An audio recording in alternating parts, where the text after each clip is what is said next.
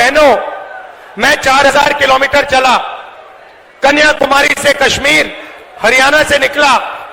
रास्ते पे सब ने कहा मुद्दे बेरोजगारी, महंगाई और किसान। मीडिया में आपको ना किसान की बात दिखेगी, ना महंगाई, ना बेरोजगारी। मीडिया में आपको एक तरफ नरेंद्र मोदी का चेहरा तो दूसरी तरफ अंबानी की शादी, 8 करोड़ रुपए वाली घड़ी।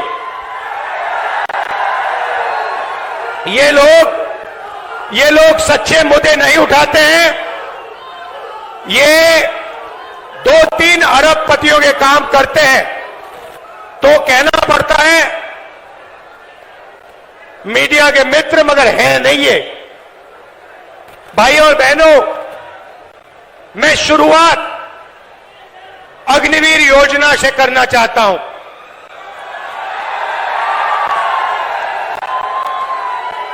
हिंदुस्तान के बॉर्डर की रक्षा हरियाणा के युवा करते हैं, बाकी प्रदेशों के युवा करते हैं। दिल में, खून में, डीएनए में देशभक्ति है आपकी। और नरेंद्र मोदी जी ने पहली बार हिंदुस्तान के जवानों को मजदूर में बदल दिया है। मजदूर में बदल दिया है। कहते हैं कि 2 तरीके के शहीद होंगे। एक नॉर्मल जवान या अफसर, उसके परिवार को पेंशन मिलेगी, शहीद का दर्जा मिलेगा, सारी की सारी सुविधाएं मिलेंगी। और दूसरा, गरीब घर का बेटा जिसको अग्निवीर नाम दिया है, इस अग्निवीर को ना शहीद का दर्जा मिलेगा, ना पेंशन मिलेगी, ना कोई सुविधा मिलेगी, ना कैंटीन मिलेगी। ये योजना नरेंद्र मोदी की योजना है, ये सेना की योजना नहीं है। सेना इसे नहीं चाहती है, ये पीएमओ से योजना बनाई गई है। तो मैं पहली बात आपको कहना चाहता हूं, इंडिया की सरकार आएगी, अग्निवीर योजना को उठाकर हम कूड़ेदान में फेंक देंगे।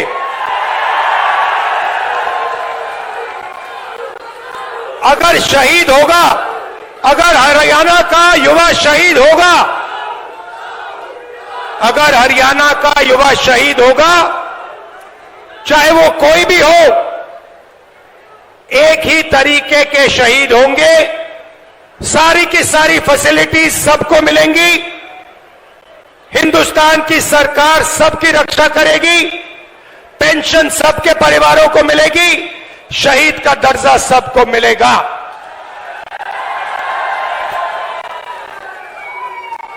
तो पहली बात आपसे कहना चाहता हूं, अग्निवीर योजना को हम फाड़ फूड़ के कूड़ेदान में डालने जा रहे हैं।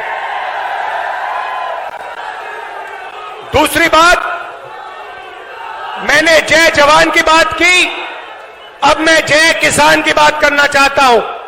जो काम जवान बॉर्डर पे करता है, जो देश की रक्षा जवान बॉर्डर पे करता है, वो हरियाणा का किसान हिंदुस्तान के खेतों में करता है। तो अगर जवान की बात करी तो किसान की बात भी करनी पड़ेगी। नरेंद्र मोदी जी ने जो आपका था वो छीना। 3 काले कानून लाए, हम जमीन अधिग्रहण बिल लाए थे आपके लिए, आपकी जमीन की रक्षा करने के लिए, आपको जमीन के सही दाम दिलाने के लिए। नरेंद्र मोदी जी ने अरबपतियों की मदद करने के लिए जमीन अधिग्रहण बिल को खत्म किया। उसके बाद 3 काले कानून आए। हिंदुस्तान के किसान, हरियाणा के किसान, पंजाब के किसान, महाराष्ट्र के किसान, कर्नाटक, तमिलनाडु के किसान सड़क पे आ गए। और नरेंद्र मोदी को पीछे हटना पड़ा। नरेंद्र मोदी जी ने 22 अरबपतियों का 16 लाख करोड़ रुपया कर्जा माफ किया है। आप सोचिए, हमने यूपीए के समय कर्जा माफ किया था। अगर आप उतना ही पैसा 24 बार 24 सालों के लिए माफ करो, उतना पैसा नरेंद्र मोदी जी ने 22 अरबपतियों का माफ किया है। यह आपका हिंदुस्तान के किसानों का अपमान है। और जब हिंदुस्तान का किसान नरेंद्र मोदी जी से, बीजेपी से कर्जा माफी मांगता है, तो नरेंद्र मोदी खुल के कहते हैं कि किसानों का कर्जा माफ नहीं होगा, कर्जा माफ करने से किसानों की आदत बिगड़ती है।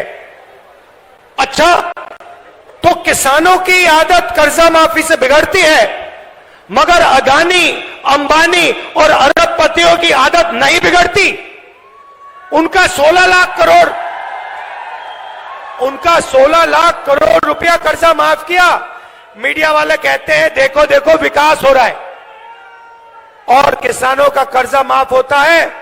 मनरेगा जैसी योजना आती है, मीडिया वाले कहते हैं देखो देखो गरीबों की आदत बिगाड़ी जा रही है।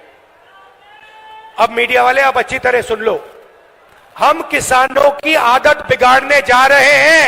एक बार नहीं, 2 बार नहीं, 3 बार।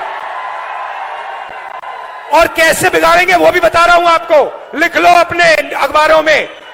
जैसे ही 4 जून को इंडिया गठबंधन की सरकार आएगी, हम किसानों का कर्जा माफ करने जा रहे हैं। लिखो जितना लिखना है, मोदी जी की फोटो के पास लिखो। हमें जो करना है हम करेंगे। किसानों का कर्जा माफ खटाक से, हरियाणा और बाकी प्रदेशों का। उसके बाद भाइयों और बहनों और किसानों, हरियाणा के सारे मेहनती किसानों, आप सुनो। आपने भारत जोड़ो यात्रा में मुझे सिर्फ 2 बातें बोली थी। पहला सवाल था, राहुल जी, अरबपतियों का कर्जा माफ होता है, हमारा क्यों नहीं? हम आपका कर्जा माफ करने जा रहे हैं। दूसरी बात आपने कही कि राहुल जी, हम दुकान में जाते हैं, चिप्स का पैकेट खरीदते हैं, शर्ट खरीदते हैं, पैंट खरीदते हैं, जूता खरीदते हैं, हर प्रोडक्ट पे दाम लिखा होता है। बड़ी बड़ी कंपनी वालों को सही दाम मिलता है, हिंदुस्तान के किसान को अनाज के लिए, धान के लिए, शुगर केन के लिए, आलू के लिए सही दाम नहीं मिलता। सही दाम नहीं मिलता। और जब समय आता है तो Narendra Modi ji export import policy बदलकर हमारा नुकसान करा देते हैं। ये हजारों किसानों ने मुझे भारत जोड़ो यात्रा में कहा। तो पहली बार हिंदुस्तान की सरकार हरियाणा के किसानों के लिए कानूनी मिनिमम सपोर्ट प्राइस ला रही है। कानून बनेगा और आपको कानून मिनिमम सपोर्ट प्राइस देगी। और जहां तक कर्जा माफी की बात है, मैंने कहा एक बार नहीं होगा, हम एक कमीशन ला रहे हैं, कर्जा माफी कमीशन। जब भी हरियाणा के किसानों को कर्जा माफी की जरूरत होगी, कमीशन सरकार को बताएगा, सरकार किसानों का कर्जा माफ करेगी। जब भी आपको जरूरत होगी हम करेंगे। अरे भाई, अगर वो 16 लाख करोड़ रुपए माफ कर सकता है तो हम किसानों का कर्जा माफ कर सकते हैं। मैंने तो मन बना लिया है, जितना पैसा नरेंद्र मोदी ने अरबपतियों को दिया, उतना हम किसानों को, मजदूरों को, गरीब लोगों को देने जा रहे हैं। और मेरा इंडिकेटर है भाई और बहनों, मेरा इंडिकेटर है जितना ये मीडिया वाले चिल्लाएंगे उतना ज्यादा पैसा मैं ठकाठक डालूंगा। तो अब क्या हुआ मैं आपको बताता हूं। अब बड़ी इंटरेस्टिंग बात हुई है भाइयों और बहनों। नरेंद्र मोदी की जो छवि थी ना, जो रेप्यूटेशन था, जो इमेज थी, वो आज हिंदुस्तान में खत्म हो गई है। वो बची नहीं है। वो आजकल क्या हो रहा है, नरेंद्र मोदी जाते हैं इंटरव्यू देने। आपने देखा होगा एक इंटरव्यू में उनके चमचे ने उनसे पूछा, मोदी जी हिंदुस्तान में अमीर अमीर होते जा रहे हैं और गरीब गरीब होते जा रहे हैं, आप इसके बारे में क्या कहना चाहते हो? नरेंद्र मोदी जी का जवाब आता है, क्या मैं सबको गरीब बना दूं? क्या मैं सबको गरीब बना दूं? नरेंद्र मोदी जी, पिछले 10 साल आपने 22 लोगों को अरबपति बनाया है। गरीबों को आपने कुछ नहीं दिया। आपने गरीबों को और गरीब बनाया है। तो इनके इंटरव्यू चल रहे हैं, 4 चमचे आते हैं, बैठ जाते हैं इनके साथ। कोई पूछेगा, नरेंद्र मोदी जी आप आम कैसे खाते हो? आपको कौन सा आम अच्छा लगता है? क्या आप काट के खाते हो, या आप चूस के खाते हो, या आप छील के खाते हो? फिर नरेंद्र मोदी कहेंगे, कोविड के समय नरेंद्र मोदी कहेंगे, भाइयों और बहनों ऐसे करो, कोविड से लाखों लोग मर रहे हैं, भाइयों और बहनों ऐसे करो, चलो चलो थाली बजाओ। उधर थाली बज रही है, दूसरे साइड चमचे कह रहे हैं, ओ देखो देखो प्रधानमंत्री ने क्या मजेदार बात बोली, थाली बजवा दी सबसे, गंगा में लाशें बह रही हैं। फिर कहते हैं, भाइयों और बहनों मोबाइल फोन की लाइट जला दो। तो इनका जो रेप्यूटेशन था, इनकी जो छवि थी, ये खत्म हो गई है, ये बची नहीं है। गुब्बारा फट गया है, धड़ाक से गया। अब क्या हो रहा है मैं बताता हूं। अब जो भी मैं चाहता हूं नरेंद्र मोदी के मुंह से बुलवा सकता हूं। आप मुझे बोलो क्या बुलवाना है, मैं बुलवाता हूं। पहले मैंने कहा, मोदी जी 10 साल आपने अदानी अंबानी का नाम नहीं लिया, अब आप अपने एक भाषण में अदानी अंबानी का नाम लो। 2 दिन बाद नरेंद्र मोदी जी कहते हैं, टेम्पो में अदानी और अंबानी कांग्रेस पार्टी को पैसा दे रहा है। नरेंद्र मोदी जी आपको मालूम कैसे कि टेम्पो में दे रहा है? और अगर आपको मालूम है तो फिर आपने अपने मित्रों की CBI, ED, income tax department वालों से इंक्वायरी क्यों नहीं चालू की? तो उनकी छवि खत्म हो गई है। अभी क्या, इनके बीजेपी के लोग आते हैं, कभी कभी सड़क पे दिख जाते हैं, वो मेरी ओर देखते हैं और मैं जैसे उनको देखता हूं, मैं कहता हूं अदानी, और सारे के सारे सिर झुका देते हैं।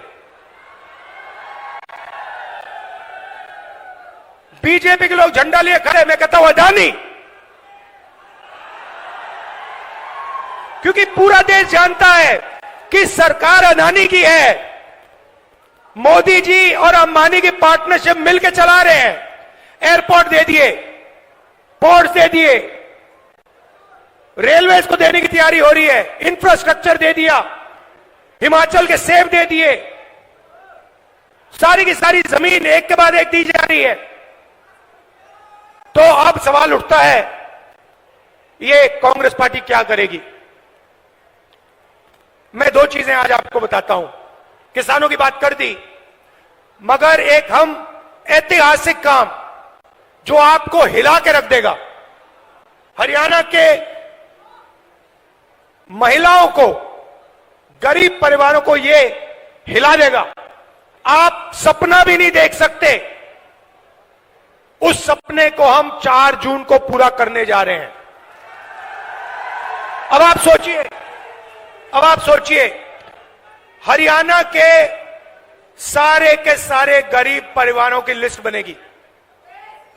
हर जात, हर धर्म के लोग, हर जात के लोग, किसान के परिवार, मजदूर के परिवार, बेरोजगार युवाओं के परिवार, जो भी गरीब है, जिनको नरेंद्र मोदी ने गरीब बनाया, उनकी लिस्ट बनेगी हरियाणा में।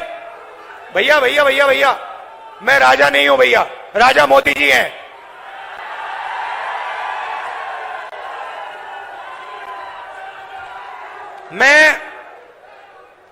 मैं देश का राजा नहीं हूं, देश का राजा कभी नहीं बनना चाहता हूं। मैं देश का बेटा हूं, आपका बेटा हूं, भाई हूं।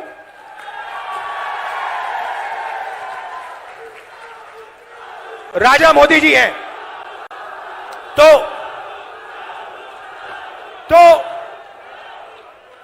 हरियाणा में करोड़ों लोगों की लिस्ट बनेगी, हर प्रदेश में बनेगी। लिस्ट में से हर परिवार में से एक महिला का नाम चुना जाएगा, ठीक है?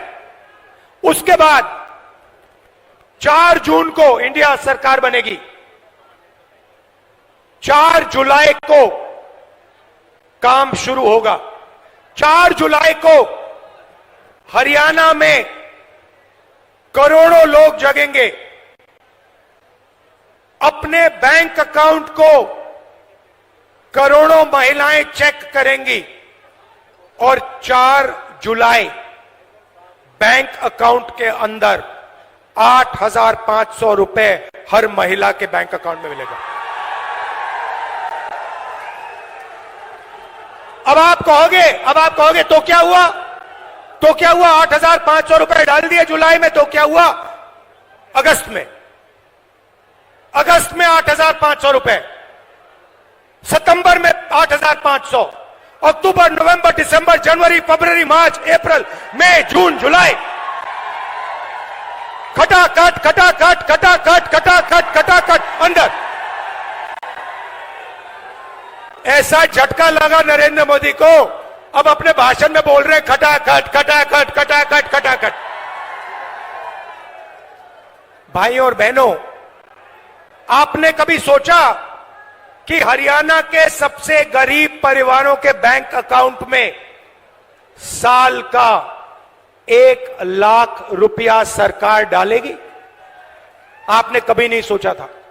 यह काम हम 4 जून को शुरू करने जा रहे हैं और यह पैसा हर महीने आएगा और उस दिन तक आएगा जिस दिन तक वो परिवार गरीबी रेखा के नीचे होगा। वो चलता जाएगा, खटाखट अंदर। मजदूरों को मनरेगा के लिए आज 250 रुपए मिलता है, हम 400 रुपए देने जा रहे हैं। और आशा और आंगनवाड़ी में जो महिलाएं काम करती हैं, उनकी आमदनी डबल। अब यहां काफी लोगों ने सवाल पूछा होगा, मैं देख रहा हूं कि महिलाएं मुस्कुरा रही हैं और जो पुरुष है ये देख रहे हैं, ये हुआ क्या? ये बैंक अकाउंट, ये महिलाओं के बैंक अकाउंट में क्यों जा रहा है, ये हमारे बैंक अकाउंट में क्यों नहीं आ रहा है? तो ये भी थोड़ा समझाना पड़ेगा ना। तो हिंदुस्तान की मैं पुरुषों को सच्चाई बताना चाहता हूं। भाइयों और बहनों, हिंदुस्तान में 21वीं सदी में घर के बाहर दोनों स्त्री और पुरुष काम करते हैं। मजदूरी भी स्त्री और पुरुष करते हैं, जॉब भी स्त्री और पुरुष करते हैं, बिजनेस भी स्त्री और पुरुष करते हैं। तो जब आप बाहर काम करते हो 8 घंटे 10 घंटे, आपको भी पैसा मिलता है और महिलाओं को भी पैसा मिलता है। आपको सैलरी मिलती है, उनको भी सैलरी मिलती है, मगर फिर 8 घंटे बाद आप घर जाते हो, ये भी घर जाती हैं और ये 8 घंटे और काम करती हैं। ये बच्चों की देखभाल करती हैं, ये भोजन पकाती हैं, ये बच्चों का स्कूल वर्क, होमवर्क देखती हैं। तो अगर आप 8 घंटे काम करते हो, ये कम से कम 16 घंटे काम करती हैं। इसीलिए इनके बैंक अकाउंट में 1 लाख रुपया जाने वाला है। मगर मैं हरियाणा के पुरुषों को बहुत अच्छी तरह जानता हूं। मैं जानता हूं कि जैसे इनके बैंक अकाउंट में 1 लाख रुपया आएगा, आप किसी ना किसी तरीके वो उनका पैसा आप भी थोड़ा सा ले जाओगे, तो फायदा परिवार को होगा। और सिर्फ परिवार को नहीं होगा, भाई और बहनों, नरेंद्र मोदी ने अरबपतियों को पैसा दिया। उन्होंने इस पैसे को अमेरिका में, इंग्लैंड में, दुबई में खर्च किया। हम आपके जेब में पैसा डाल रहे हैं। आप इस पैसे को गांव में, छोटे छोटे कस्बों में, दुकानों में खर्च करोगे। आप shirt, pant, mobile phone, motorcycle, diesel, petrol, ये चीजें खरीदोगे। जब ये खरीदोगे, जो फैक्ट्रियां आज नरेंद्र मोदी जी ने बंद कर रखी हैं, वो सारी की सारी फैक्ट्रियां चालू हो जाएंगी। इंडस्ट्रियलाइजेशन एक बार फिर शुरू हो जाएगा और उन्हीं फैक्ट्रियों में हरियाणा के युवाओं को रोजगार मिलेगा। तो देखिए, एक काम, आपके जेब में पैसा डाला, फैक्ट्रियां चालू कर दी, आपको रोजगार भी दे लिया।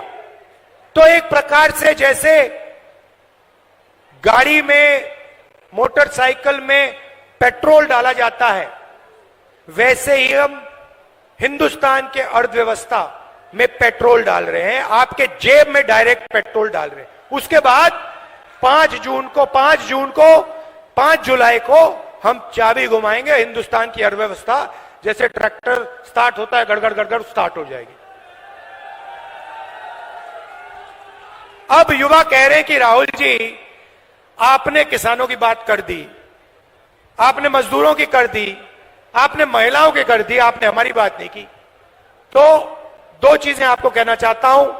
हमने पता लगाया 30 लाख सरकारी रोजगार खाली पड़े हैं। हमारा पहला काम 30 लाख रोजगार आपको दिलवाने का होगा। और दूसरा ऐतिहासिक काम, हम आपको, हिंदुस्तान के ग्रेजुएट्स को, यूनिवर्सिटी और कॉलेज ग्रेजुएट्स को एक नया अधिकार देने जा रहे हैं। आपको याद होगा, हमने पहले मनरेगा में रोजगार का अधिकार दिया था, उससे करोड़ों लोगों को फायदा हुआ। अब हम एक नया अधिकार ग्रेजुएट्स के लिए ला रहे हैं और आप हैरान हो जाओगे, क्योंकि किसी भी सरकार ने, दुनिया की किसी भी सरकार ने आज तक यह नहीं किया है। हम आपको पहली नौकरी पक्की का अधिकार देने जा रहे हैं। होगा क्या? हरियाणा में प्राइवेट सेक्टर में, पब्लिक सेक्टर में, सरकारी अस्पतालों में, सरकारी कॉलेजेस, यूनिवर्सिटीज में, सरकारी ऑफिसेज में ये नौकरियां आपको मिलेंगी। 1 साल की नौकरी होगी, बेहतरीन ट्रेनिंग आपको मिलेगी और 1 साल के काम के लिए आपके बैंक अकाउंट में 1 लाख रुपया आपको मिलेगा। और हर महीने जैसे महिलाओं के बैंक अकाउंट में 8,500 रुपए आ रहा है, वैसे ही हिंदुस्तान के बेरोजगार युवाओं के बैंक अकाउंट में खटाखट 8,500 रुपए अंदर। अब आखिरी बात मैं हरियाणा की करना चाहता हूं। देखिए, जब हमारी सरकार थी, हरियाणा में जब हमारी सरकार थी, आपने हिंदुस्तान को रास्ता दिखाया था।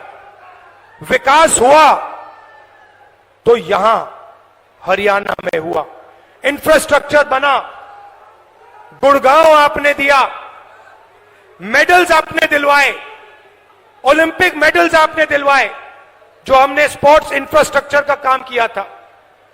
तो अब समय आ गया है, आपको देश को रास्ता दिखाना पड़ेगा। यह आपकी जिम्मेदारी है, मैं आपको छोड़ने वाला नहीं हूं। यह हरियाणा जो है पूरे देश को रास्ता दिखाता है, यह आपकी जिम्मेदारी है। अब आप देश को रास्ता दिखाइए, विकास का रास्ता, इंफ्रास्ट्रक्चर का रास्ता, ओलंपिक्स वाला रास्ता। और सबसे जरूरी, जो ये नफरत फैलाते हैं, नरेंद्र मोदी जो नफरत फैलाते हैं, इसके खिलाफ, ये इनका जो नफरत का बाजार है, इसमें आप सब मिलकर मोहब्बत की दुकान खोलिए। और ये पता लग गया है भैया, भाई और बहनों, कि यहां पे आंधी आने वाली है, कांग्रेस पार्टी का तूफान आ रहा है, हवा चल रही है, धमाके से यहां पे सारी की सारी सीट कांग्रेस पार्टी इंडिया गठबंधन को मिलने जा रही है। आप इतनी गर्मी में आए, इतने प्यार से आपने मेरी बात सुनी। खत्म मैं इस किताब से करना चाहता हूं। ये कॉन्स्टिट्यूशन है भाइयों और बहनों, जो भी आपको मिला है आज तक, आजादी के बाद इस किताब ने आपको दिया है। चाहे वो सड़कें हो, जमीन का अधिकार हो, रोजगार हो, जो भी आपको मिला है, ये इसके कारण मिला है। ये अंबेडकर जी ने दिया, गांधी जी ने दिया, नेहरू जी ने दिया, कांग्रेस पार्टी ने मिलकर, हिंदुस्तान की जनता के साथ मिलकर खून पसीना देकर ये आपको दिया है। और आज बीजेपी के लोग खुलकर कह रहे हैं कि हम इस कॉन्स्टिट्यूशन को और आरक्षण को खत्म कर देंगे। मैं उनको कहना चाहता हूं, बीजेपी के लोग छोड़िए, दुनिया में कोई शक्ति नहीं है जो इस किताब को खत्म कर सके। और हरियाणा की जनता, हरियाणा के लोग, इस किताब की रक्षा करनी है, कॉन्स्टिट्यूशन की, संविधान की रक्षा करनी है। आप सबका दिल से बहुत बहुत धन्यवाद। नमस्कार, जय हिंद, जय हरियाणा।